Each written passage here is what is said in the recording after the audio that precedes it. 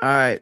We're on with Coach John Pullman. He's a boxing expert, a boxing coach. John, thank you for coming on the show.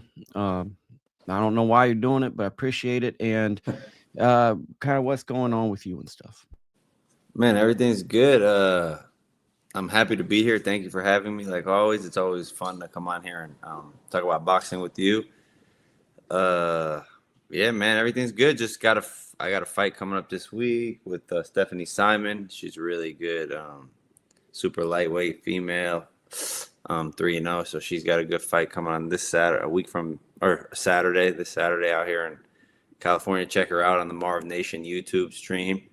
And then that's just it. And then just running the gym and everything. How about you? How's everything with you? Oh, you know me, financially hurting and uncertain. But let's get back to the Stephanie Simon stuff. With Stephanie, like, what are the preparations to get the fans, our great friends here? What do you do the last week? Obviously, you shake out and stuff, but what are some of the things that take the fans behind the curtain? Is there any psychological preparation, logistical, paperwork? What's that week like for a coach? As opposed to, people see you wearing the t-shirt, showing up, looking real cool, holding up a number one finger and stuff. Well, for me, usually the fight week, hopefully you've put in a lot of hard work over the past, month and a half or 2 months, and you're prepared, physically for the fight. So a lot of times what happens here is you just gotta concentrate on making weight. If you're a heavyweight, obviously, you don't have to do that, so that's always good. But for Stephanie, she has to make her weight, which won't be hard because she's in really great shape and she's been on her, disciplined. And then also just going over some like strategical things, like kind of like crossing your T's and dotting your I's, like make sure that for this type of opponent that you're facing, you have a strategy and a plan. So you're trying to like go over that early part of the week. You have to work out still, keep your fitness up, but you're not really grinding yourself down. You're just making sure you're sharp, breaking some sweats, going over some strategy, and then the workouts get successively less hard as the week goes. So hopefully you don't have to do too much, before your fight. That's generally how we do it. Sounds like my fitness regime, where they progressively get easier as the week goes on, and maybe a little bit of calorie counting. Sounds like the regiment I'm on. Shout out to my guy Martin Mulligan from the UK. Joined in, says evening, Lukie. Looking forward to the live. Should be looking forward to Coach John Pullman on the program. Let's throw it into some boxing talk, because I'm going to get really high on coffee this morning and talk boxing with my friend. We've got 40 people in the chat, and that's the John Pullman effect. So leave some comments for him and ask him stuff, probably stuff that gets him in trouble. That's probably what he wants. What did you think of Xander Zayas' performance? Or should we start with ESPN no longer putting on top ranked cards? What's more interesting to you? I mean, they're both interesting. So that's the last ESPN card. Well, for now, that's the end of their deal. Let me do an editorial to kind of set the stage so we don't say things factually inaccurate and people get mad and call my phone all day. That was the end of the top ranked deal that started 8 years ago that I think was great for boxing, that brought ESPN and Top Rank together, that brought some marquee fights together. That was kind of the closing of the era. Now, will ESPN broadcast boxing? To be determined. I believe there's still some fights that will be under the banner, but I'm not sure the logistics. But that was basically Top Rank's last show under this deal. It doesn't appear there's going to be another deal. And the lead to this story was, will boxing only be on streaming? Because growing up as someone who's now bald and still young, I think, boxing was on television. And now I wonder if boxing goes to streaming and it's a la carte. I don't know how you got into boxing. Maybe you got in. I've never asked you because I'm selfish. Maybe it's because you saw it on television or it was around you. But I wonder the access point for younger people or people in general. Do people stumble across boxing if it's on streaming? Do you think it's going to, I don't know. I'm throwing out a lot of things, but what do you think the impact of that is? The impact of boxing is only on streaming. I feel like most of the young people, that's how they get most of their information, right? Through their phone and through streaming or through social media. So I think boxing can still reach, a lot of people, even if it's not on regular cable television. I think that regular television, honestly, is still there, obviously, but there's other avenues. So I don't think boxing will lose its reach if it's not on regular television, if that's what you're asking me. But I do think it's good for boxing to be on regular television. I would like it to, but I don't think it hurts it as bad as it would have, 15 years ago. No, and I don't think boxing's ever gonna die, right? Like I'm sitting here and thinking, like, while you're saying that, maybe boxing needs to go to Instagram and TikTok. I'm kind of joking, but what if like a promoter was like, "Hey, all of our fights are on TikTok, Yeah. and you can watch it there." Like maybe that's the future, and Yeah. we're not seeing what the future looks like. I just think that for me, as someone that loved Friday Night Fights transition, the PBC, ESPN series, and now Top Rank, there's been about 25 years of ESPN boxing for me that really shaped a certain level of boxing. And for the time being, not having ESPN on the schedule, it leaves a little bit of the void, kind of like HBO left for me. It Yeah. was always a staple in my life. So I'm hoping that that returns. Yeah, no, I'm with you. I would love HBO to have boxing. I would love ESPN to have boxing. I would love Fox Sports 1 to have boxing. I liked the more I love boxing, so the more the better for me. I like, even last night watching Xander Zayas, I had that fight on one of my TVs, and I had the Claressa Shields card on another TV. The UFC card was on earlier. So like I really enjoy all the fights. You had a Buffalo Wild Wings at the There it Pullman is. household. There you Yeah, go. You had like a little sports bar going without the drinks. yeah, there it is. What did you think of Xander? What did you think of Xander? I was very impressed by Xander. To be a 22-year-old kid and to be able to keep his poise against that really rough guy, and that guy was rough and tricky and awkward and experienced, and it's really tough. That was a real fight. It was definitely a real fight. Obviously, Xander's eyes had. I got to tip my cap to him and his trainer and his family and just his journey to get to this point, because he's sound technically. He's a great young man. He's articulate. He's respectful. He's like a nice. He's like a great, ambassador for the sport of boxing, honestly, and for young people. They don't really make 22-year-olds, too many 22-year-olds like that, where he's resilient. He's obviously technically proficient, prophetic. I didn't. He was better than I thought he was. Honestly, I knew he was pretty solid, and I was really interested in watching this fight, but to me, he passed all the tests. I can't really say enough good things about him. He kept his cool. He's physically strong. I mean, let's see what he can do. Like, 154 is a super choppy division. Like, there's some choppy waters right there with Fundora. You have the Russian guy that's going to fight Lubin. I don't know how to say his name, but he's a killer. We'll call him Bekram. I think that's his first name. We won't say his last name because it's a hard one. That guy is a killer. I mean, obviously Fundora, him. Now you throw Xander Zayas in the mix. I'm missing somebody. Don't forget my guy, Virgil Ortiz. Don't forget Boots Ennis. He just jumped up there. Ennis is coming up there. Who's the other champion? I'm missing somebody, though. Well, it's Xander Fundora. So WBO. The Bekram guy. Bekram's IBF. What belt does Fundora have? I don't know. Doesn't he got WBC?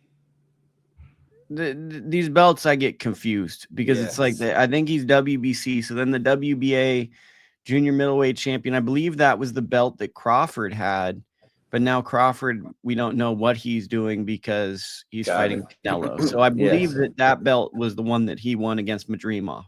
Yeah, so I just think Xander Zayas is a breath of fresh air, honestly, in a loaded division that's going to make boxing even better. Like. He fights a great fight with any of those guys. Yeah, I was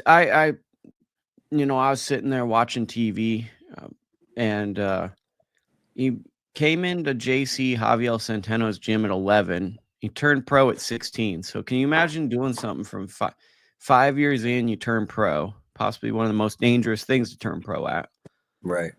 Then what is it? 6 or 7 years later, you're a world champion. So what's the journey? 11 to like 23, you're world champion. That's not like that much time. And it's like he's growing up in front of everybody. And in his formative years, he was taking TV fights and fighting men. It's pretty astonishing, and I really hope him the best, because it's like to do what he's doing almost seems unthinkable, right? To grow up in front of people's eyes, to be a young person who's constantly judged, social media, irrelevant people have too much access to you. And then you're going to jump into a division that's one of the best in the world with the real guys. And to pass that exam every time, it almost seems unfathomable. But last night was what I wanted to see from him. He was in with a tough, durable guy, but I think you and me both can say this, and maybe I'm wrong for saying it, not a talented guy. Workhorse, physical, but he's not going to wow you with skills. He's going to outwork you. He's going to out-physical you.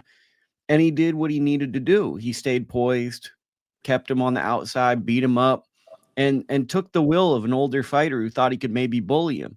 I saw Xander Zayas take a grown man and make him doubt if he could be competitive in the fight. And early on, I saw Garcia have exchanges where I think he felt as though he was winning the fight early, or he was getting the better, and he took that away with his talent. So I think that, like you said, this was a level up moment. Now, how far he goes, I don't know. Yeah, I definitely, Garcia has his own kind of like style, right? Like, I don't want to say he's untalented, but he's not traditionally, he doesn't have traditional boxing skills. He got like his own kind of like style. But as far as like classic boxing skills, Xander Zayas has the whole book. And I don't know his whole journey. I know, like you said, he started with Javier at 11, but I know he was born in Puerto Rico. I don't know if he was boxing there before 11. That I don't know. But even like you said, 11 to 22 is not a long time to get to or 23 to get to the point that he's at already. And like you said, to grow up in front of the public on television, and still keep a level head and be respectful and not be jaded and act like, he must come from a really, really strong family.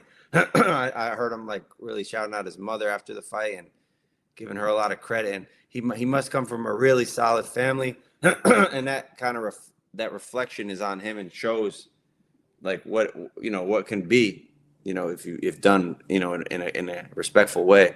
Hats off to the kid. I wish him and his family the best. Him and his trainer, great job. And like you said, that division is loaded and choppy, and he's a breath of fresh air in there. And I was wondering, were they moving him too fast, at this fight? Like, what's the rush? He's 22. Like, why not wait a year or two, let kind of things shake out a little more? But I give him, a lot of credit. And he's right there. He's the champion now, so he's going to be in some really big fights. And good luck to him. And our chat, Squid Ink Pasta asks, who would win in a fight between y'all? John would win. He's a trainer and he's in shape, so that would be a pretty easy one for John. We're never gonna fight. Well, you don't gotta worry about it. Well, look, man. If there's crowdsourcing and they put enough money up, if we can get a mortgage paid off, I mean, I could see it happening. That's funny. Have to change a tax bracket. If a tax bracket changed, we could entertain that. Maybe I'd go down in the first round from a body shot and kick my legs and stuff. To prove that I'm like a Forrest Gump figure in boxing, I met Xander in 2019 when his journey started. I was in the gym with him and JC and Kambosos, and Kambosos was getting ready to fight. I was in the gym the day that he got the call for the Mickey Bay fight. Oh, wow. So I was in the gym and he was thinking like, and Kambosos is so cool, man. He's kind of like how you described Moggy to me. He just went and said, hey, if you think this is a good fight, I'll take it. There was like zero hesitation with Kambosos. And I always remember that about Kambosos. Like, hey, if you guys think it's good for me, I'll just take it. Like he had no fear. And I remember Xander being so young around Amiri Mom and Kambosos and such, but he held his own. Like you forgot that he was not that age, right? So it's like, it's rare you see someone that's about 17, 16, 18, and they fit in with those top guys or those guys that are about to jump. And I think that we're seeing at a young age, he got comfortable with the elite fighters and training a certain way. And he trained around football players and all these guys. And I think that's where part of that comes from. Obviously, a great family, but also, finding his peer group at an early age amongst elite athletes. Yeah, I'm sure. I'm sure those guys had because those guys you're mentioning are pretty mature as well, right? Like Amir Imam was very soft spoken, really good fighter as well, and Kambosos made it to the top, pretty high. Won a huge fight against Teofimo Lopez and was pretty. So he's seen all this, kind of growing up and seeing it can be done, and yeah, and I think he's definitely. He could take it to the next level, for that camp. And he's a champion, and hats off to him. And sometimes you get these younger guys that are just naturally more mature too. Everybody kind of peaks differently or grows up differently and hits maturity differently. And, sometimes I have a couple like old souls, too, like some younger kids. He's definitely one of those. He's definitely like an old soul. You could see that. And like I said, man, I wish him the best. And he seems to be doing everything the right way. So good luck to him. I think the big thing that I've always been worried with him is it's not a matter of when adversity is going to hit you or if, it's when. So it's growing up with this spotlight. Eventually he's going to have a performance that isn't great or lose. And how do you handle that? Because now there's too many irrelevant people that have access to you with social media. And it's like, that's the next checkpoint is when he has a hard fight and people question you and you grew up in front of people. How do you pass that checkpoint? And I think if he aces that exam, we're looking at an all-time great, no hyperbole. But I think the last test is, getting by kind of any last insecurity of like people doubting you. I don't know that I'm ready to crown him an all-time great just yet, but I'll say this. He's going to have the opportunity to show it. Like, given that division that he's in, can you imagine if he gets in the ring with Virgil Ortiz, that Russian killer Bekram, and beats those guys and beats Fundora and all these guys can match up really well. And Jaron Ennis, are you kidding me? You know what's interesting is that 154-pound division is really shaping up to be quietly like a really glamour type division. Like of all those really top tier, like you put those guys in the ring, Virgil Ortiz, Sebastian Fundora, Xander Zayas now, Jaron Ennis, that Russian guy. Like these are all fights that it's like I don't know. I can't pick a winner off the top of my head. I got to like really think about it. I mean, and they're all like really high caliber fighters. So I think that he's going to have a chance to show it, which is really all you can ask for is an opportunity. And I don't know. He just doesn't strike me as the guy that's scrolling through his comments on Instagram. So even if he does have a tough performance, he seems to have a pretty level head to me where he kind of like in tune with his trainer. Even in the corner, like first couple rounds, those were like high intense rounds in his first world championship fight, and he's 22 years old. Like he came back to the corner, demeanor never changed from the end of the first round to the end of the 10th round to the end of the 11th round. 12th, never changed. Like just listening to his trainer, didn't get too excited, didn't get too low when he had a tough round. Like I don't know, man. I don't think that doesn't look like that issue doesn't really seem like it'll be an issue to me. You never know. But I think what the real issue is going to be is there's some really good fights, like really hard fights, and he's going to get tested in those fights. And hey, like I said, I won't put nothing past the kid. I mean, I'm biased, right? So I like Xander, but in that division, if we're talking, two guys talking boxing. By the way, my guy Mega Soto, trainer and partner of Brooks Sabirian, in the chat said, "What up, Lukie?" Also, new commenter said, "Has anyone ever told you guys that you both look like Tupac?" No, but I'll take it. That goes to it's going on my resume. Told that I look like Tupac in a boxing podcast. Virgil to me seems like the guy, man. Like in that division, like he's very technically skilled, underrated. He's a little bit crazy, which you love in a fighter, and he hits really hard.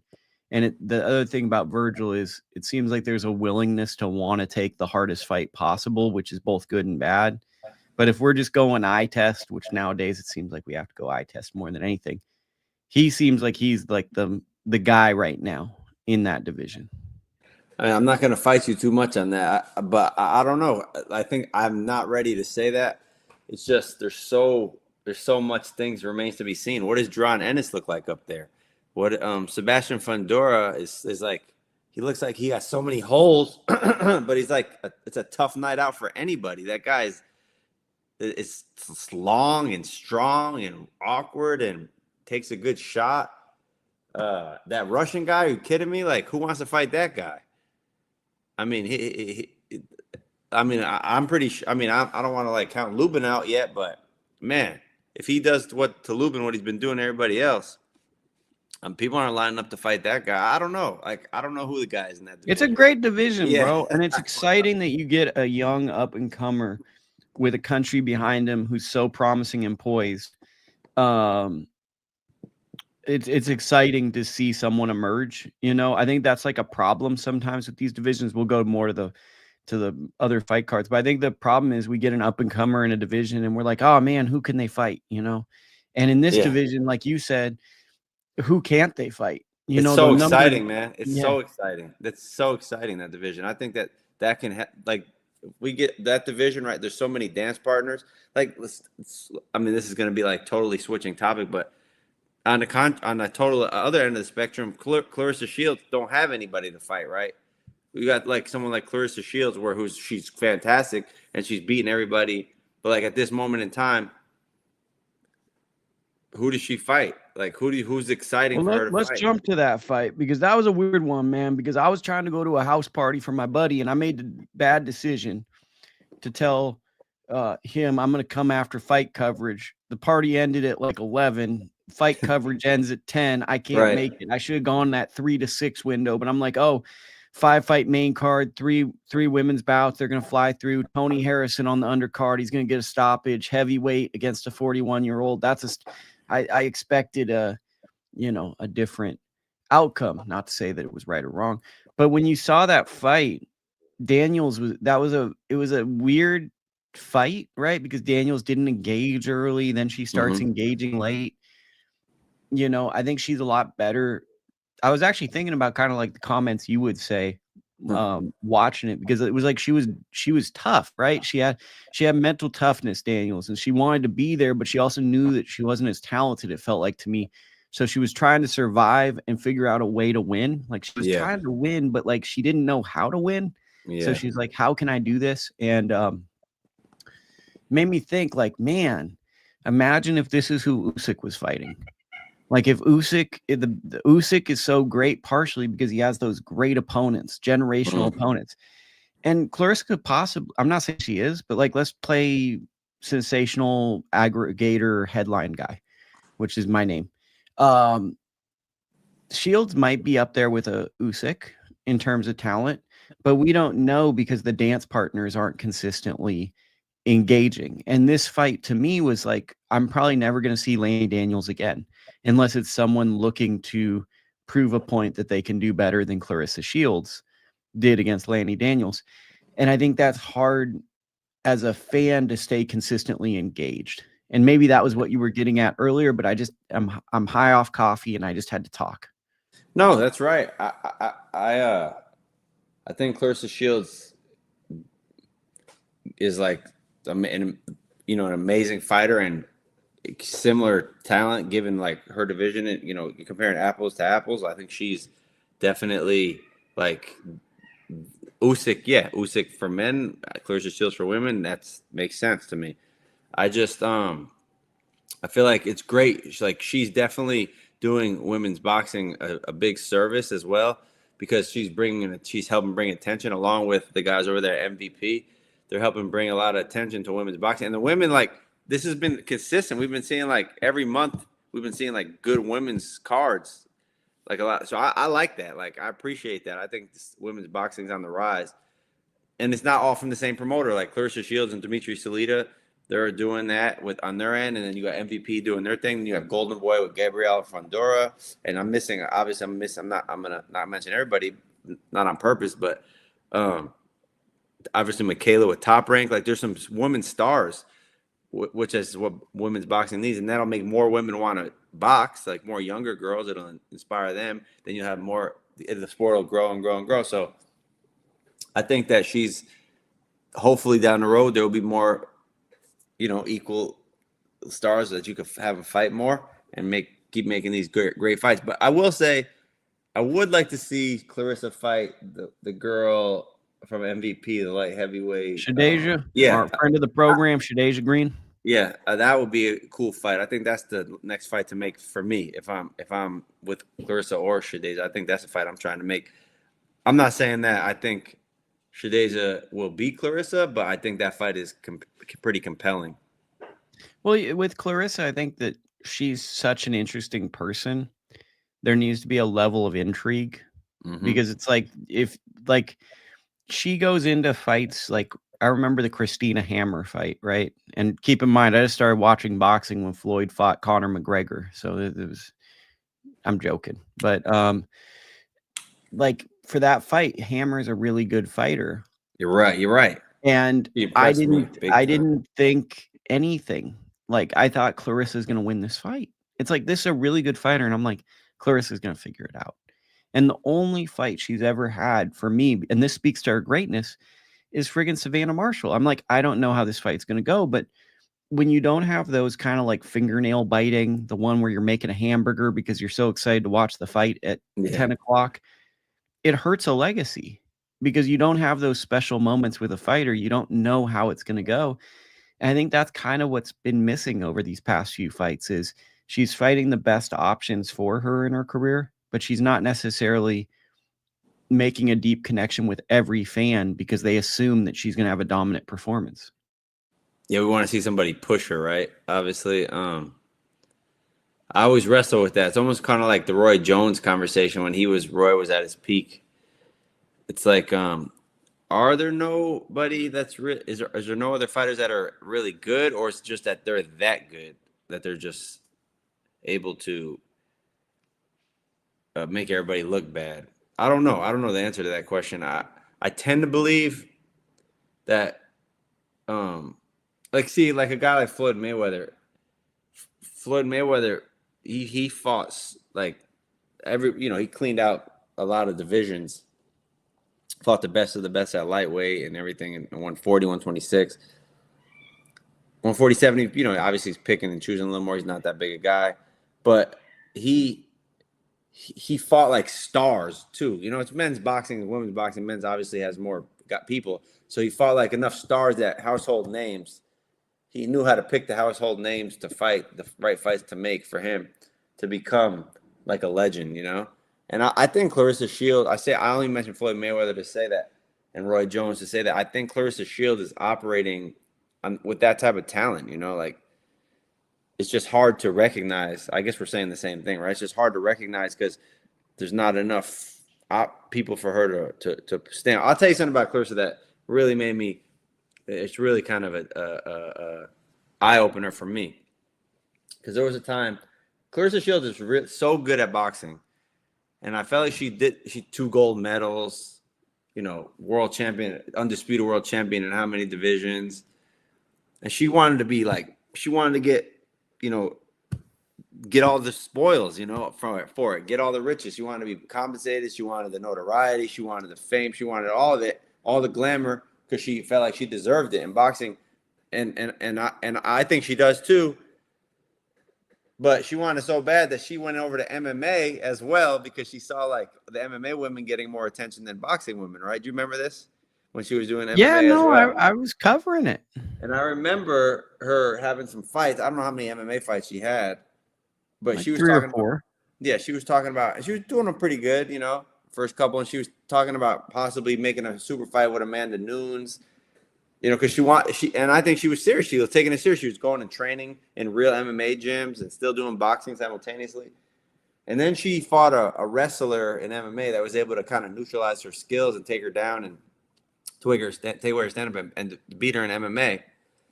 And then this is where I always thought for a little bit Claressa Shields might have been a little delusional, like the way she talked. I'm the greatest woman of all time before she even proven that. She was saying that. This is me talking. This is my opinion. So I thought she was a little delusional. I thought she was a great fighter, but just hadn't proven what she was saying yet. And then there was a moment where she lost in MMA, and they asked her, "So do you think you're ready for Amanda Nunes?" She goes, "Do you think I'm ready for Amanda Nunes? Did you see the way I just fought? What do you think?" Like, then I realized, no, Amanda Nunes is, Claressa Shields is not delusional. She's saying what she really believes. Like, she really believed that she was the greatest woman fighter, and she was right. She's proven it. But she said it before she proved it. And even in MMA, she knew she wasn't ready, the greatest MMA fighter. She was honest about that. So, like, when she says she'll beat up a guy, or like, I remember the time she said she'll beat up Keith Thurman or something. I'm not saying she would. I'm just saying she really believes that. She's being honest. That was dawned on me. The thing I like about Claressa is there's something like that I see in Crawford too. There's a level of humility in her where like she has her teammate Samantha Worthington on the undercard. Right. She comes out to the fight to watch her teammate's whole fight. And that's like when I see Crawford show up to like a Lester Martinez. Lester's fighting, Crawford's in the back. And it's like, I think that's a level of greatness where it's like, okay, I'm at this level. You're in the gym with me. I'm going to be there for you because this is a big moment for you. And I know maybe me being here means a lot to a lot of people. So I'm going to sit front row to watch you fight. And like, I think that's an underrated level of greatness is when people are able to show that level of humility and the commitment to teammates. It's amazing. Yeah, I'm with you. And Crawford will go like to the most obscure freaking city. He'll have to take 3 flights to get to Alexandria, Louisiana to watch an 8-round fight with one of his guys. Like, yeah, he's that way. He's just a regular guy. And he's showing up like a wrestling coach too. He's got a polo and some Wranglers. You know? Yeah, exactly. Looking like he's gonna teach you the Gable grip. Yeah, he's a great. I got a lot of admiration for that guy, and another great one for sure. What did you think of Lani Daniels? Like, it was pretty obvious. Like, her game plan to me was like get in there and figure out what's happening, and like a lot of it seems like she pissed off Claressa in the fight, like by being too elusive, not engaging. Loved her showboating on Claressa, and Claressa immediately showing that fighter, like, I'm going to hit you hard. Any coach observation there? I think Lani Daniels is, like what you said earlier, super willing. There's no like this super tough, super great fighting spirit.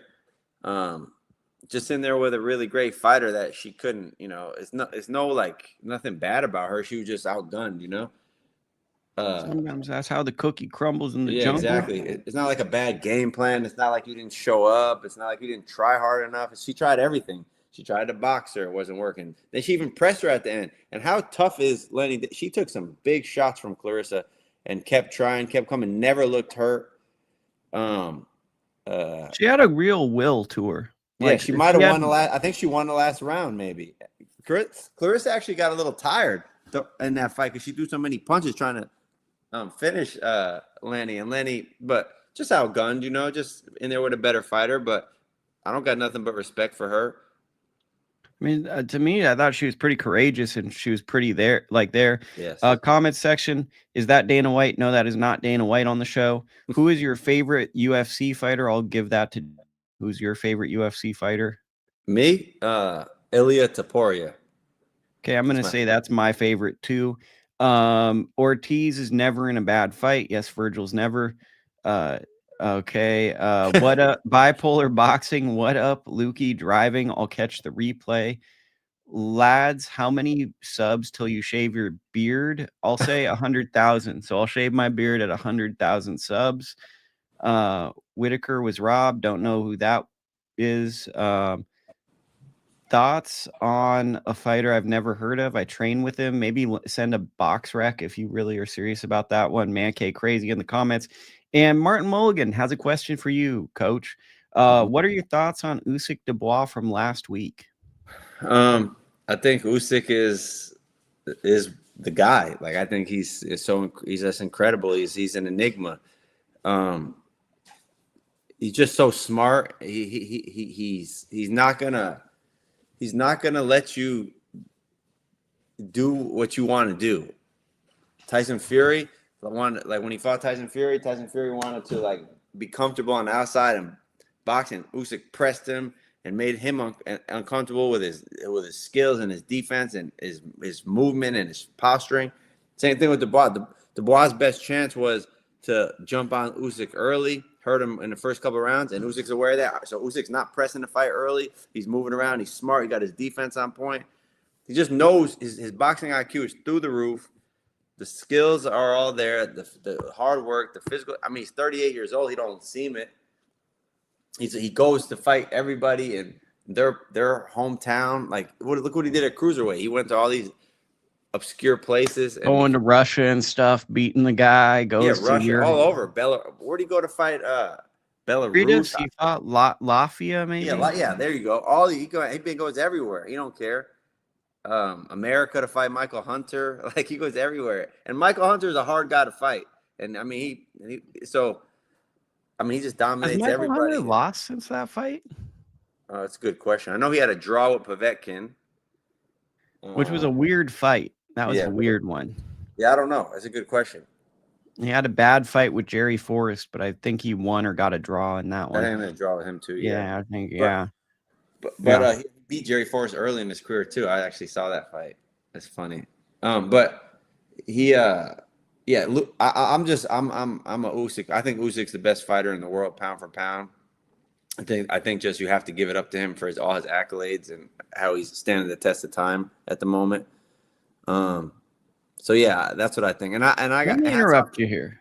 I'm sorry. He doesn't go for. I said, let me interrupt you. He also doesn't go for A-side advantages. I think that needs to be said about Usyk. Right. He could do the A-side advantages. He just makes the fight. He's like, you want to fight at home? I'll beat you. Right. Yeah, whatever. And I think that makes you the best fighter in the world when you don't need the A-side advantages. Terrence Crawford does that too. Yes, Terrence Crawford does that too. They're real guys, you know what I mean? They're just real guys. Like, I give them a lot of credit. Like, it's complete certainty in their self that, you know what, they're okay with being uncomfortable and they're okay with whatever it takes. You know, whatever it takes. And they're the monster, right? They think they're the scary thing. So it's like, oh, cool, you're going to be at home when I beat you up. Okay. Right. Yeah, that's fine. Yeah. They believe in themselves so much, like you said, that they'll give you all the A-side advantages, but it doesn't matter. You still got to get in the ring with me. I think Usyk kind of talking-ish to people too. Like, when he jokes around, I think he's so macho that he's like able to be silly because he's like, I'm this scary that I can joke with you. Do you get what I'm saying? Like, I think he plays around because he's like, I'm this scary and I'm so comfortable I can be silly while you're tense.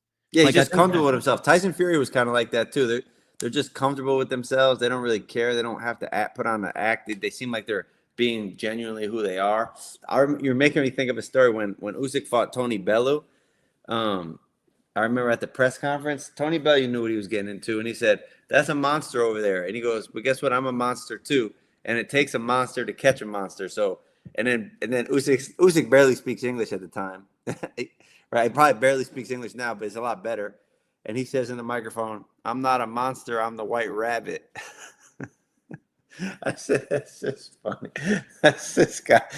I'm not even quite sure what he meant all the way by it, but it's so interesting to me. I just remember when we fought Chisora, and he goes, "Derek, hi, Derek, hi, Derek," and then Derek would be doing interviews. "Hi, Derek," and then he'd show up, and they'd be like, "What do you have to say?" "Hi, Derek." Yeah. Exactly. It's just like, but I think that's like, we speak on the greatness of fighters. Being a secure individual in life carries over to your fight.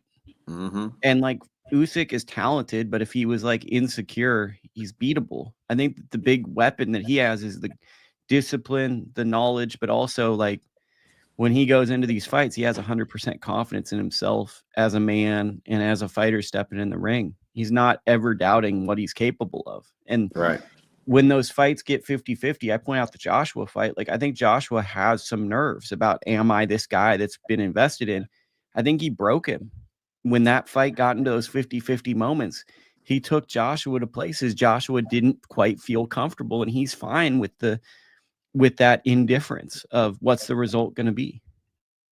I'm sure that exists, but I'm going to go back to, I don't think Joshua caved mentally. I don't think he I don't think that was as much of a mental issue as it was you just had a more skilled guy. And not only is Usyk so skilled, but his will matches his skill, or his will might exceed his skill. Kind of what you're saying. I think if Usyk didn't have as strong a will, you'd be able to crack the code to his skills, right? Like, because once you just show that, okay, you're not going to cave. Oh, maybe his skills will. You better get past that level of skill, and then you can crack his will. But if you show that, like Tyson Fury, he gave Usyk a hard time. He even was hurting him in that first fight quite a bit, and to the body and so on. But Usyk still, so that's okay. I'm going to keep my skill. I'm not going to cave. I'm going to stick with it. And then the skills will eventually prevail. Because being a little bit smaller, more coordinated guy as a heavyweight, you're going to have usually better skills than the bigger guys. But can you take what they got? If you could take what they got, then eventually your skills will be able to show itself later in the fight. And that's just what I think happened to him. He's just a great combination of will and skill. Whereas I don't think Anthony Joshua or Tyson Fury don't have will. I just think their skill level isn't as high as Usyk's. And that's just, that's and that's why people pay you to learn how to box, and I sit on YouTube. So Shushan Boxing said, "What up, Lukie?" in the chat. A guy named Christopher said he's the best fighter pound for pound in the world. We'll take his word for it. And DK Agate K-Bell, next champion at heavyweight, is a thought. He's one of those guys that could be there. He's in the running, that's for sure. Yeah, he deserves a shot for sure. Any undercards that were worth mentioning this weekend? I know Tony Harrison didn't love his performance, to be honest. Got dropped in the 9th round, coming off a long layoff, ring rust. I get that. I saw this girl, Caroline Vevry, who really impressed me with just good footwork, sharp punching. Worthington was a weird fight. It was like she was dominating, and then she kind of got tired, and then that fight got competitive.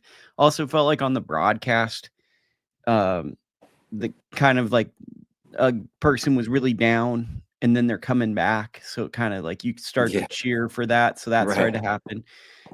Carrington, I thought, had a professional performance against a solid guy, where it's like those are the fights that can turn into split decisions really easily. Yeah. And I thought that he did a good job of not letting that fight get away from him. Let me say, what a great division that is as well.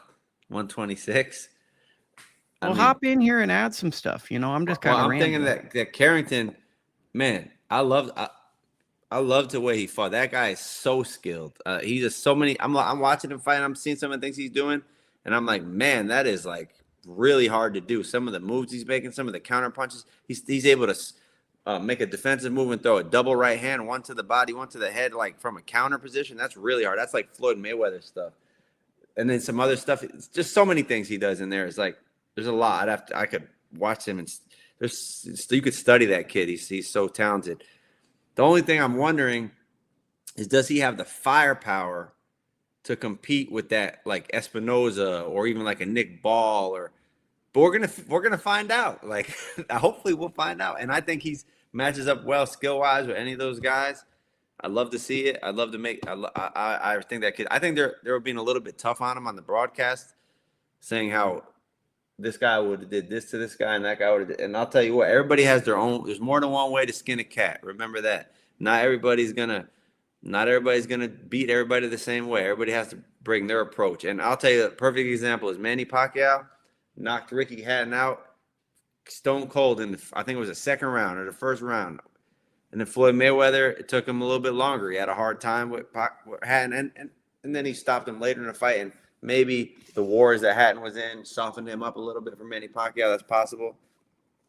But don't buy into boxing math doesn't work.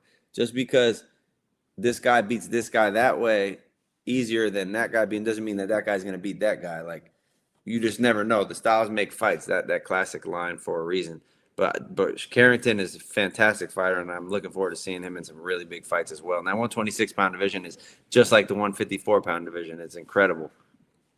What did you teach me a long time ago? Sometimes guys lose every fight, get knocked out, and then you fight them, and they're not getting knocked out on that night. Yeah, and sometimes there's guys who maybe they don't seem great on paper, their last fights, and then all of a sudden they come in and they're Ray Robinson. Yeah. And this was, like I keep saying it, this was the fight that Carrington, if he wasn't a real guy, could have gotten a split decision loss, split decision draw, because this guy came ready, willing, and able. He wasn't as talented, but he was in shape. He Yeah. wasn't going to go down from the shots. He came to bring it. He was unintimidated. And these are the fights that get tricky in prospect development, like in my opinion. Like when you have a guy in there who doesn't, kind of like Garcia in the main event with Xander, those guys don't look to make the fight pretty. You know, they're not trying to land pretty punches. And sometimes for technical fighters, an awkward Sakio Bika style is the hardest thing to fight. Yeah. Sakio Bika is a rough, tough man. And if you don't have the will behind those skills, that's the thing about Xander Zayas is he showed that he's very great technically. He actually reminds me a little bit of like Diego Pacheco, like just very solid, you know, a little bit smaller, obviously, so he could do a little more, but very solid. Basic fundamentals are on point. You could tell he's well schooled, but he's strong internally as well. So you're gonna have those moments where you breach that layer of skills. You get to the will. He shows you he got the will, and then he goes right back to his skills, and they're able to show later down the road as people get fatigued. So. Yeah, I mean, I think boxing. It's a shame that Top Rank is not gonna. Well, I don't know if it's a shame. Maybe they'll put themselves in a better position, you know, in a better network or something. So, I think it's gonna all work out for the best, man. I think it's gonna work out. Yeah. It always works That's out. right. It does. It does. Yeah, that's Like right. remember when True TV and Top Rank? I loved those shows, and then that turned into the ESPN deal, basically. So Right. it's gonna work out. You know, I think everyone's gonna be doom and gloom and scared. My guy Quentin Randall had a good fight with Rohan Polanco. Yeah, I saw that fight. Bobby was in the corner. Derek, Aaron, Yeah. Navarro are guys. Great guys. I thought Quentin did great in this fight. He didn't do enough to win, but like this was one where I'm punching the air, listen to the broadcast, because it's like Polanco's this guy that's like a monster. People are calling him a monster. And I think Quentin showed that like he can't really initiate. He has to like overwhelm with hooks and jump in and can't combination punch. And I felt like the youth of Polanco might have gotten him an edge early, but Quentin started to figure something out like in the mid rounds. Like he was landing right hand step. I'm not sure if you caught this. I'm a sicko. I watch every fight because I'm a loser. I mean, a boxing guy. And I was impressed. I sent Bobby a text and I sent Quentin a text, and I thought he did good. And Polanco, he's one of those exciting up and comers getting a lot of knockouts. And this kind of showed, when he goes to that next level, he's got to add a bit. Yeah, I think that's probably what Top Rank was going for as well. Those matchmakers that put him in a test their fight like that and see what he got and see what he needs to work on. Yeah, what I noticed about that fight, what stuck out to me, I watched it not as closely as you did, but I had it on and I was watching other stuff too. But something that stuck out to me was I could tell that, they obviously their guy is Polanco, and you could hear it on the network, the way they talk about him. But Randall, what he did is he made adjustments. Like he started off fighting long and controlling the distance, and then Polanco made an adjustment, started getting to him a little bit. And then instead of just accepting that, Quinter said, okay, I'm going to try something else. And then he pulled his hands up and took it to the inside, even though he was a longer guy. And like you said, he was able to land some shots. So he wasn't there to lose. Maybe just a little bit talent, a little bit of talent. Polanco might have a little more natural, spring in him and talent. So he was able to win that way. But Quentin Randall didn't. He definitely made a good account of himself, and he made some adjustments, and he tried hard, and you could tell that he's like a hard-nosed guy that doesn't lack anything on the inside, Yeah, it's the punch volume in Quentin's fights. It's the punch volume. My guy, Steven Navarro, hard-fought win. I didn't see that fight, man. Banger of a fight, man. It was like a 50-50 barn burner. I mean, it was a good gut check for Steven. Yeah. First round, headbutt, cut over the eye. We got the legend Mike Basil in the corner. So Baz is getting that cut fixed. But, I mean, it's like, he's in there with a guy who just beat Daniel Chucky Barrera. Yep. Rios, yep. And this is the second fight on the card. You're fighting a real guy. You get a head clash. You got blood coming down the eye. And the broadcast for this one was all about how Navarro doesn't have a jab and Navarro's not doing that. And it's like, well, Steven got a head clash and blood down his eye. Like to me, it looked like he was trying to get back his senses for a couple of rounds because like a head clash shouldn't assume anything, but I'm assuming you're going to be pretty rocked if you get a clash over your eye. Pulls it out. It wasn't the cleanest victory. It was a step up, right? Well, how did you have it scored? I didn't see the fight. I agreed with the judges, so I had it 70. I had it basically 5-3. It was an 8-round fight, so it was because Rios showed that by mauling his way in, there's a level of physical strength that he had where he could overwhelm Navarro. Navarro couldn't always keep him off, but then Navarro made adjustments and was landing clean shots that I thought were starting to show on Rios. Rios just did a really good job early of targeting Navarro's body. And then that head clash, I feel like also was a big X factor. So I felt like Steven started out kind of slow to get going. And then the head clash happened at the end of the round. So now he started slow and there's a head clash and Rios is that kind of got him going, throwing body shots, but he gets the win. I'm a Steven Navarro fan. I think he's a great up and coming fighter. I think I didn't see the fight, so I don't want to say too much, but I'll say that sounds like that Chris Rios was able to press him and make it a little bit uglier than Steven maybe would have liked. He was going like that traditional LA pressure fighter, inner city style. Rios is a rough guy, like that's the way he fights, but he's also a little smaller. Like he's coming up. He used to fight at 112. Now he's fighting 115.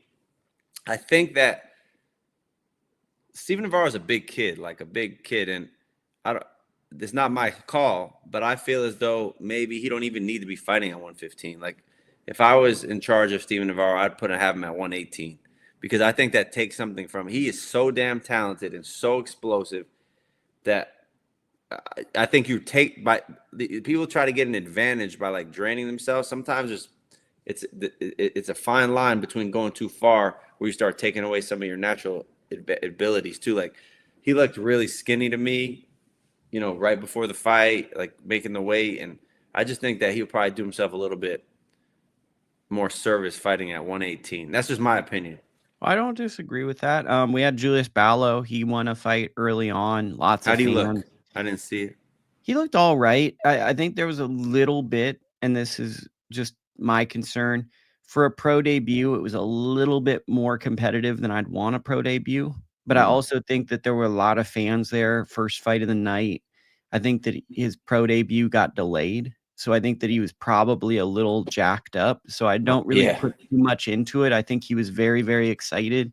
It's just like, his style, we got to see, like he had a style that was really good for the amateurs. He's fast, he moves. We got to see how he evolves into the pros because from my understanding, I'm not a coach. You got to complement that style with sitting on effective punches, hard shots. And you got to also go 8-10 rounds, physical rounds. And those amateur styles, sometimes a great amateur like the Uzbekistan fighters, they can win a 3-minute rounds, but then over the course of 8-10 rounds, it's harder to keep up that pace that they're good at. So to me, I didn't really take too much other than he's very talented and he can do his thing, but I still have I'm still going to be watching every one of his fights to see his evolution because I can't chart his evolution right now, if that makes sense. Right. No, it makes perfect sense. Yeah. Okay. So that's boxing guy.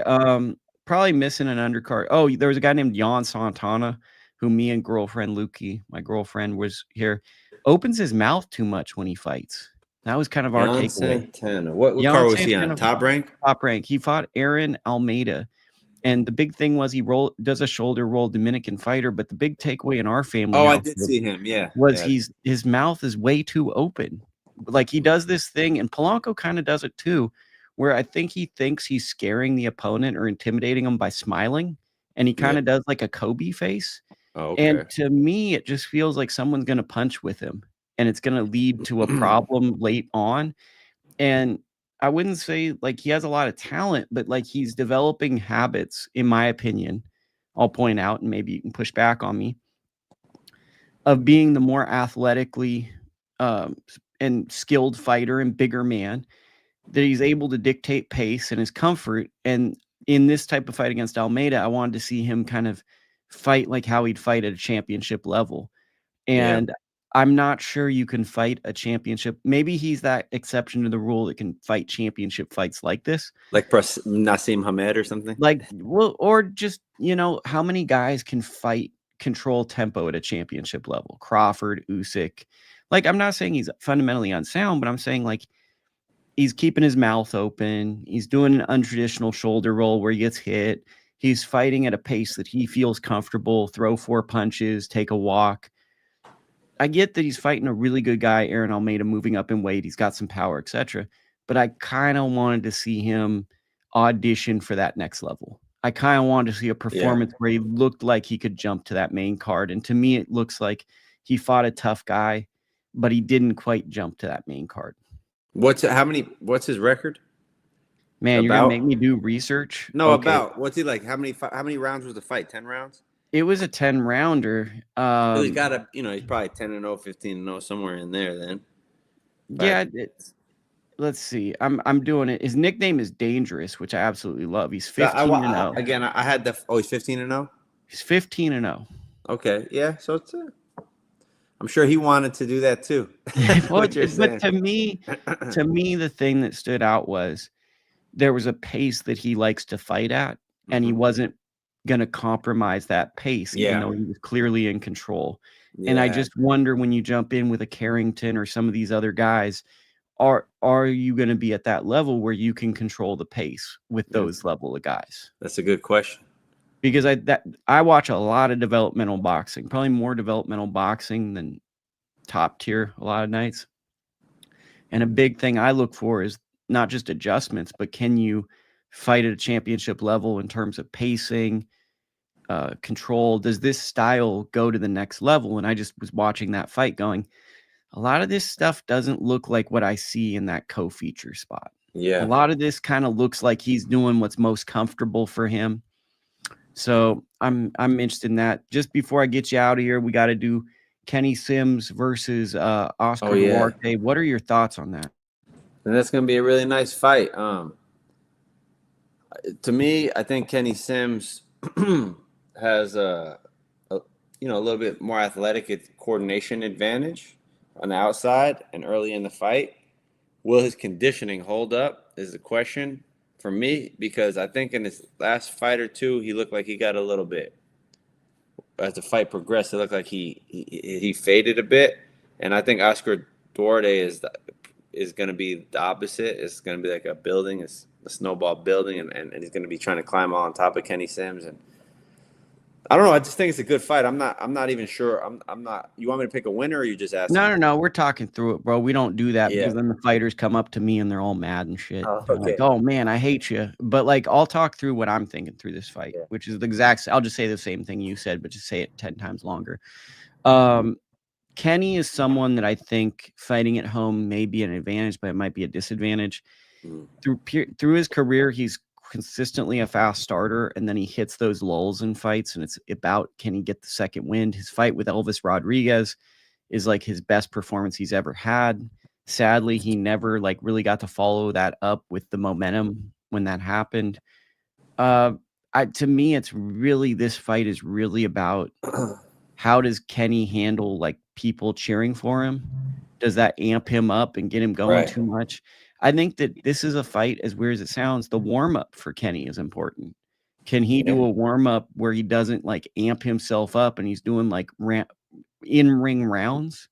Can he do can he hold back? Like, I think a lot of this fight comes down to Kenny being I don't want to say a professional, but like showing restraint until the ring, because I think he's someone that gets himself amped up and then has dumps, like adrenaline dumps.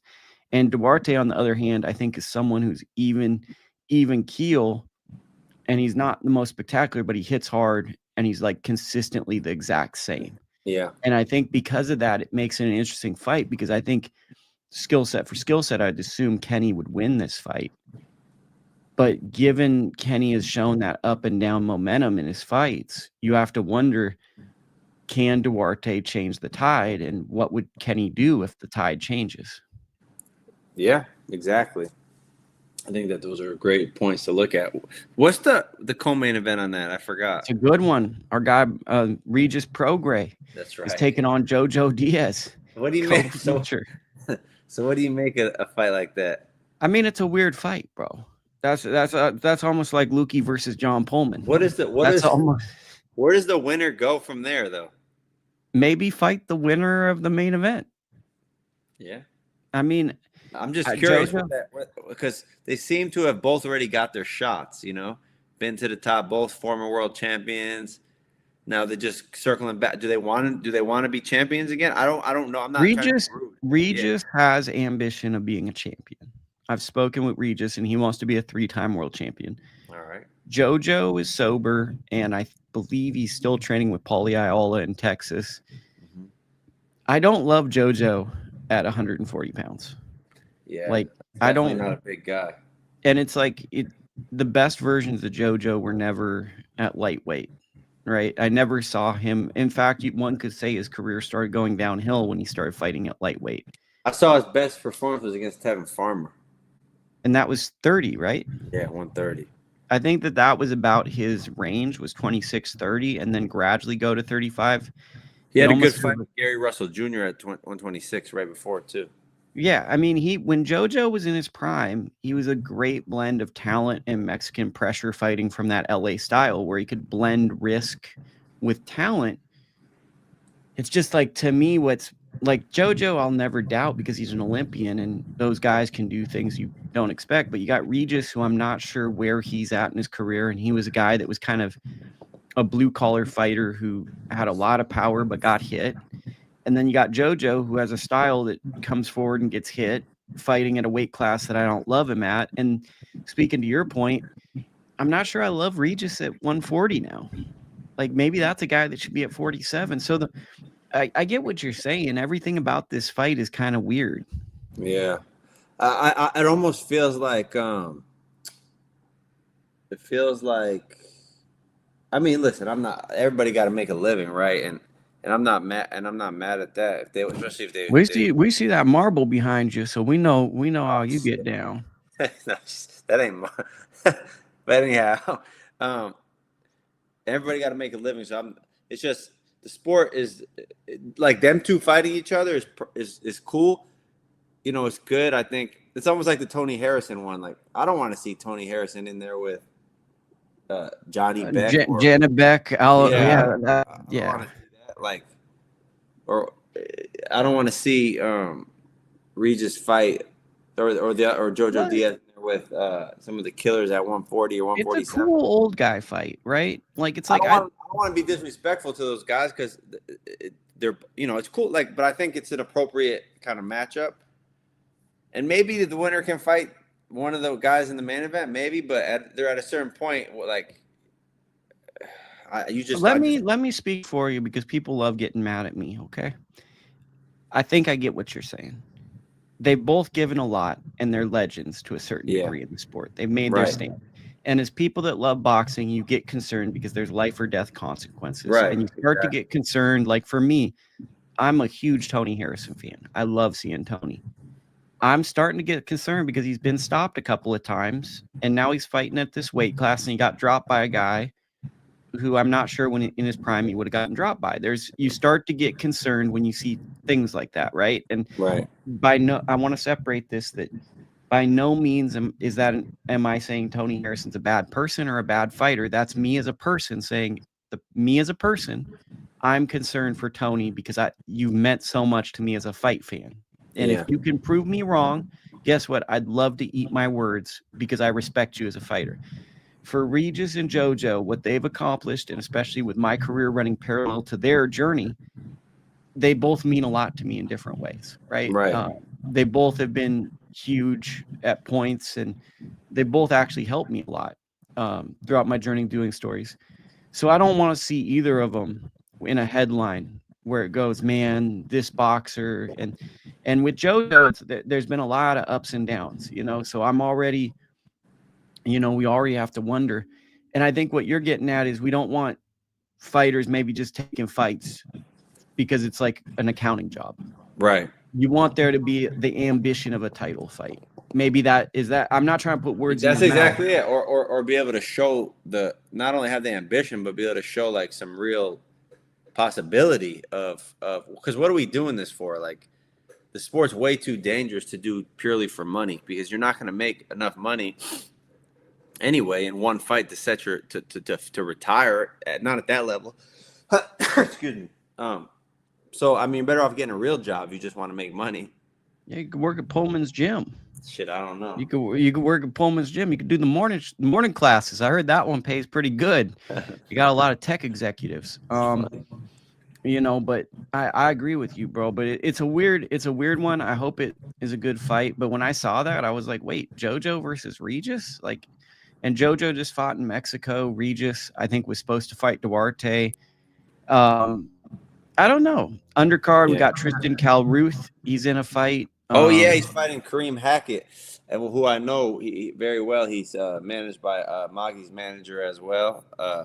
He's actually a really good fighter, man. Really give good us some insight. Is this for those sharks out there scanning the YouTube streets? I'll tell you what, man. That I don't know what the odds or whatever or who is it.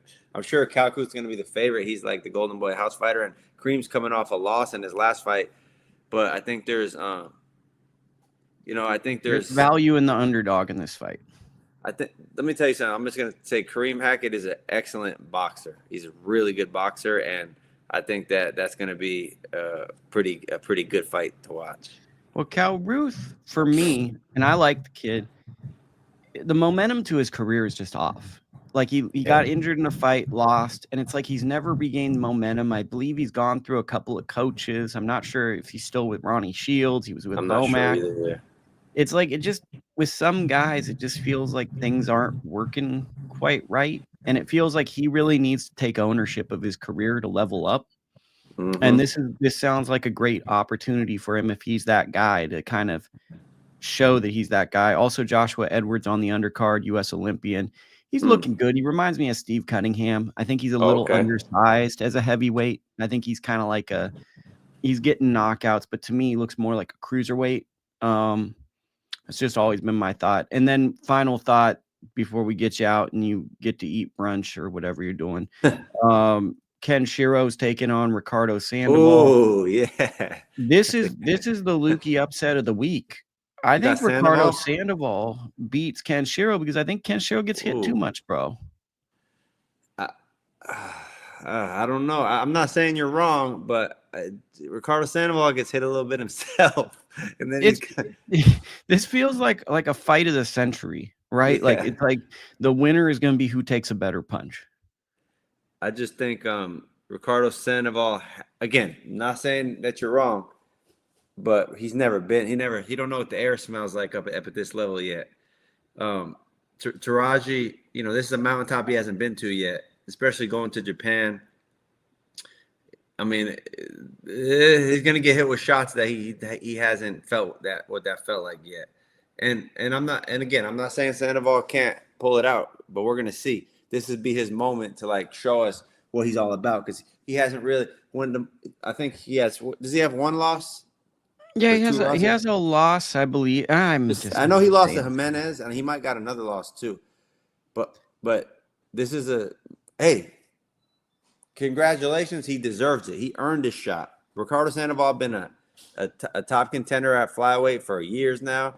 He's been fighting all like the guys to get himself in this position, and he deserves the shot. So here it is. Good luck to you. What are you gonna do about it? But he's definitely going to a level, in my estimation, that he hasn't been to yet. So I have a hard time picking the upset. Although I could see what you're saying because Taraji has a strong willingness to fight. I just think he gets hit a lot by guys who are explosive though. Like him. He's an explosive fighter. When he fights another explosive fighter, he's willing to trade with him. He thinks his punch is better than your punch. But I don't see Ricardo Sandoval as explosive. I see Ricardo Sandoval as more of a workman. Yeah, he's going to come to you with his hands up. If you sit still for him, he's going to get off on you. He's going to have to walk through hell to get there. Because I'm going to tell you right now, Taraji is not going to be shy about punching. Reminds me of one of my favorite Vietnam War movies, Hamburger Hill. They had to climb up a hill while getting shot at. That's what Sandoval's going to be doing. I mean, but that's a great fight. That's a good fight, bro. And I think the reason I'm so high on Sandoval is he beat one of my buddies coming up, Brent Venegas, top amateur. He upset him, and then he beat Jay Harris on the road in the UK. He's looked kind of average with Golden Boy, to be honest, since he's had a lot of performances where he doesn't separate. Yeah, he's been lingering at that level, though. Remember, I think we had this conversation where he's been lingering at a top 5 contender for a few years. Sometimes if you don't get that championship shot soon enough, it's easy to kind of fizzle out. Some of these guys fizzle out. They get a little burnt out or they get kind of freezed out, So I don't know if some of that was going on, but look, he has plenty of time now. He had plenty of great training camp. It's not like he took his fight on short notice to get up again for this great opportunity right now. So I want to see what happens, man. I think that fight is. I forgot about that fight. That's what day is it on? Sunday, Wednesday. It's on a weird day. I know. It's Wednesday. I think it's Thursday for us. I think it's when I have a super stressful appointment. Tell all your friends, your people who watch your stream, watch that fight. That's gonna be a good. That's a can't miss fight. These little guys, I'll tell you what, these flyweights, super flyweights, even the 108 pounders, junior flyweights, even go bantamweights, they make the best fights, honestly, in my opinion. They're so skilled. They're so fast. They're so coordinated. They throw so many punches. They make so many great moves. Those are the best fights, honestly, if you like boxing. It's the problem is you get some of these morons that are it's the two guys go into an alley, one guy comes out crowd, and they're like, well, he's only 5'3". Right. I could put him in a bear hug. And it's I'd like to see someone try to put Moggy in a bear hug, like a random person, and assume they're going to, it's oh, I could, when Chocolatito was doing his thing, oh, I could just hug him. And I don't want to watch a guy I could beat up. It's well, you couldn't beat him up. And he's also really talented. So I don't get the argument. Well, it's just easy to say things it's just easy to talk, talk is easy. It's always easy to say things, so I don't really pay too much attention to that. But what I'll say about little guys, just from a trainer's point of view, is that, okay, if I train like a heavyweight, let's say, it's like doing simple math, like addition, 1 + 1, maybe a little bit of multiplication at times, because they're not as coordinated as a smaller guy, and 1 or 2 punches, you're not really taking too many great punches correctly from a big, strong heavyweight. 250-pound, 6'5" man, you're not going to take too many punches. Me.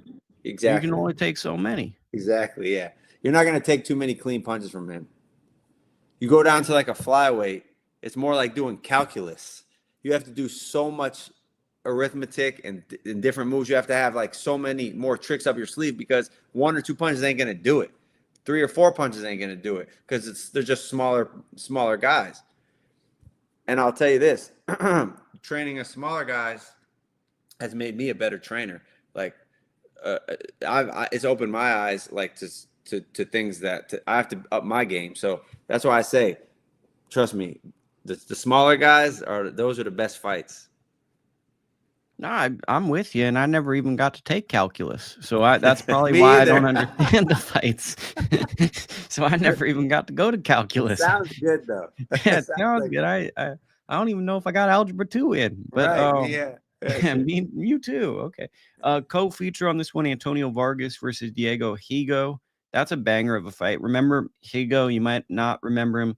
When they had the Superfly series, he was kind of being moved around the LA area as the next guy. Then he missed weight and got stopped by someone. I want to say it was Christopher Rosales off the top of my head. Don't get mad at me if you remember, but I remember he was kind of the next guy in that series that was being talked. He lost a fight and then disappeared. Antonio Vargas is kind of the same. In 2016, he beat Brent Venegas at the Olympic trials, becomes the U.S. Olympian. I don't know how I know all this off the top of my head. And then he lost a fight in 2019 on a top rank undercard that I was watching because I have no life. And then he just disappeared. He disappeared, and now he's a world champion. So it's kind of like two guys that were supposed to be superstars who are now in a superstar position in the division, but they both had hard luck journeys. Yeah. So it's not, the path wasn't as easy as one might have assumed.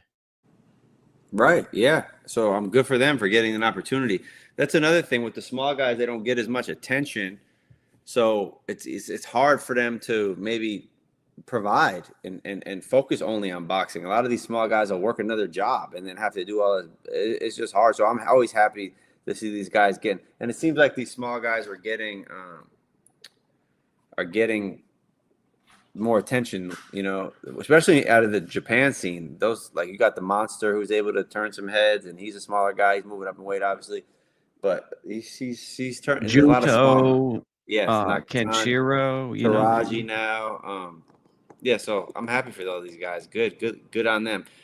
Speaking of small guys, I read an article today about the Yafai Rodriguez incident, and okay. did you see this article? Not yet, but just talk to me and I'll pretend like I know what. I'll give you the cliff notes where they said, we all know what happened with Galal Yafai and Rodriguez. Francisco Rodriguez beat him up pretty bad, and then he tested positive for a banned substance after the fight. I guess it was like a amphetamine or something. I don't want to speak out. I'm not sure exactly. No, it's an alleged substance. Something bad happened, and there was yeah. Yeah, but I guess he, they came to an understanding of how he ingested it, and I guess he did it unknowingly or whatever. But they didn't even. I guess the WBC, they gave him a probation. They made the fight a no contest. They made Yafai back the interim champion, and they gave him a 12-month probation. I don't know how I feel about it. It's hard for me to say exactly how I feel about it because I don't know all the details of the scenario, but I just want to talk about it. I want to talk about it because people just sweep this thing under the rug, and here you have a guy like Yafai, who literally his career might be damaged because of that fight, and he was in line to fight for a world title, and now he might have been damaged because of that fight, and may not be the same guy because he took a bad beating. Took him 2 weeks to recover, from what I understand. And the guy was, on a banned substance, and that might be it. Like, we may not ever talk about this scenario again, and it's just hurtful for me to see that, to see a guy get kind of done, just get the short end of the stick, And I don't know what the right thing to do here is. I'm not coming down on the WBC. I don't know all the details. I just want to kind of have a discussion about it at least, and mention that. Hopefully, if I comes back from it and they have a rematch and he's able to have a fair, stand on level playing field. I got something to say, so I'll just jump in without any thing. So I don't really know the situation because I typically avoid all things drug testing because it's very complicated and I never understand what's going on. Understood. But I have the same standpoint on everything. Whether you did it or not, there should be a 2-year suspension or a 4-year suspension. Because we need to punish even innocent people. So there's such a fear around testing positive that there's consequence to it. That's just my stance. There are guys and girls that are going to get punished unfairly, but right now there's in my opinion too little regulation around this, that there needs to be stricter laws or stricter punishments. I think that a 4-year suspension for something, maybe 2 years if it was accidental, is about what I would want. You have to lose some of your prime because I think a fine too.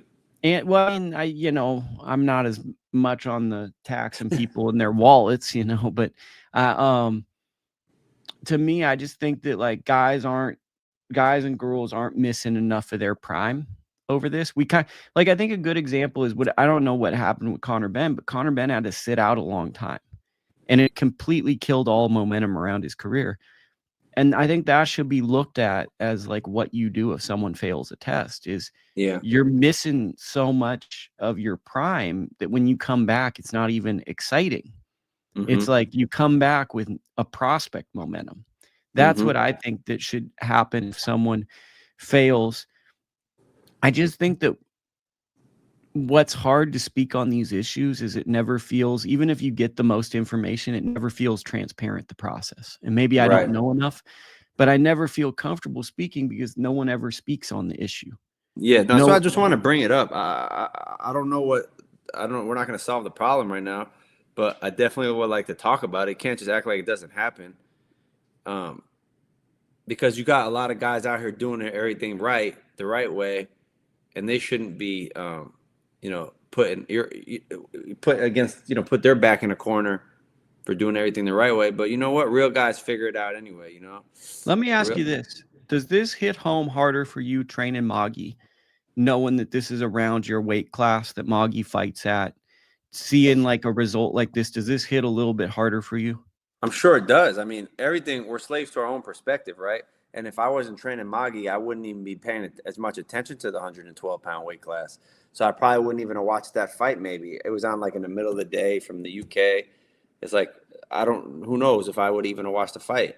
So yeah, absolutely. It hits more home because I have my eye on it, you know? But it happens in every weight class.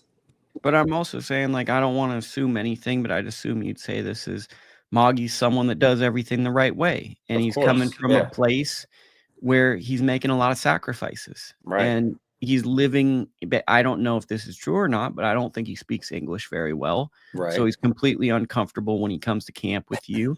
And he's basically making an adult decision to become a great fighter and giving up comforts and luxuries and everything just to try to be a fighter. So you being the good person that I know you are, I'm sure that kind of irks you to a certain degree because you see the amount of sacrifice Moggy makes and he's not cutting corners. So I think maybe this issue also is personal for you because Moggy's around you. Moggy, you see that firsthand. Yeah, absolutely. I think you're hitting the nail on the head hard.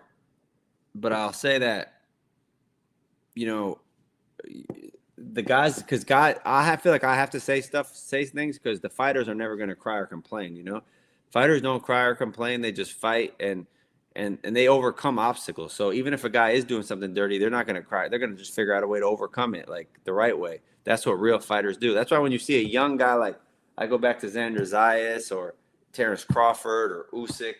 When you see these guys doing everything, Jesse Bam Rodriguez, I want to throw out there, absolutely, Virgil Ortiz, you know. The list goes on and on. Like when you see the guys doing it the right way and getting the job done with integrity, it's like I want to highlight those guys. Those are the guys I want to talk about. Those are the guys that I want to focus on. And the ones that aren't, then I mean, they can do what they want to do in the darkness. But when it comes to like guys that I got the most respect for is these guys that live with integrity and get the job done. You know what I'm saying? And with integrity. Well, I think that's a very valid point, Mr. Pullman. This has been a great show. As always, you brought in high ratings. The Pullman effect. You know, you pulled in the ratings. We did above average ratings this week. It has to be you. You know. No, I don't know, man. You're doing a great job. You stay the course, man. Well, when you don't have much going on in your life, it's pretty easy to stay the course. When basically boxing is your everything that you do, and even when you're burnt out and sick of everything, you're so used to just doing one thing. You know, like when you're missing like fun parties to watch the Claressa Shields 5-hour marathon card, it's pretty easy to be consistent because you don't really. I kind of equate let me go boring for everybody, but I equate it to like, you know, when a boxer leaves the gym and they come back, but they can't come back really, right? And I'll explain what I mean by that. Maybe you get it, what I mean there, but when I say it, I think you'll get it. Nothing about being a boxer, or being a coach, or writing about boxing makes sense. Nothing makes sense. There's so much sacrifice you make, and you don't get the money back for the sacrifice. So when you learn how to be a normal person without sacrifice, when you come back, you can't quite do it. Because you know, oh, I can go eat pizza right now. Oh, like when a fighter leaves the gym, it takes a special person to leave boxing for a year, get used to a regular lifestyle, come back to the boxing gym and not come with bad habits because it's just the lifestyle doesn't make sense. You look at every fighter, they're not at their fight weight. They're training so hard to get down to weights they shouldn't really be at. Right. And it's like when you leave the gym, that's when it's over. When you leave the gym, it's over because you're going to learn you can wake up at 9 instead of 6 a.m. Like, oh, that works. Like it's not, and I equate it to cutting school. Like the guys that I saw growing up, they learned, oh, I don't have to come to school. Nobody's going to come after me if I do it every single week. Well, they eventually stop showing up to school. And, you can't build those habits. And that's the same as what I do somehow is, normalize not covering fights or normalize not doing shows. So Right. there we go. Long, boring speech. No, that's good. Yeah, it makes sense for sure. Okay. So, John, how can people support you? What's Venmo? I heard that you have like what's No Venmo, called? man. OnlyFans, or is it nothing. Pornhub is your new None thing? of that, nothing. Yeah, just I appreciate. No, you were telling me in the chat thing. I forgot which one it was.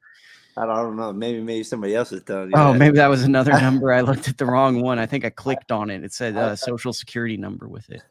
I just Pullman's Gym on Instagram. We have one of those, and yeah, please, if you get a chance, check out Stephanie's fight on Saturday. If you're in the LA area, she's fighting in Long Beach. We got tickets on sale. Hit us up. What can people expect from Stephanie? She's gonna put a whooping on this girl, 6-round fight. Good veteran. She's gonna do her thing. She's a fantastic fighter. Like she won the Olympic trials last year. For political reasons, didn't go to the Olympics. She's a turned pro. Now she's 3-0. She'll so she's on her roll. This is her 4th professional fight. She's developing real nice. She's a hardworking woman. She's a captain, and she's a Marine Corps captain. Just outstanding young lady, very talented. Can't say enough good things about her. And Reagan's strong. Yeah, like she could be like a CrossFitter. Yeah. She was doing that. She grew up wrestling. That's how she first started. So she's super talented, and high character individual, a lot of integrity. Lives her life the right way. Does just I can't say. I think she's gonna take this thing to the top. That's why it's encouraging. I feel like I'm kind of training a woman or outstanding woman right now. We're gonna grow in that women's boxing is growing. It's super cool. So I'm watching the evolution of women's boxing, and I'm right from a bird's eye view right there. So it's really cool actually to see. Yeah, you're gonna have maybe a historic fighter. You can Let's see. That would be pretty cool. Yeah. Where are you gonna be rocking all Pullman's gear fight night? Oh, well, usually Stephanie got some cool outfits for us usually. So let's see what she comes up with. Okay, I like all Pullman's gear. Okay, well that's the show, bro. I kept you on a little too long, but no, I think I've drank 3 or 4 cups of coffee. Thank you to the chat. And I appreciate you guys. Thank you for having me. Yeah, you're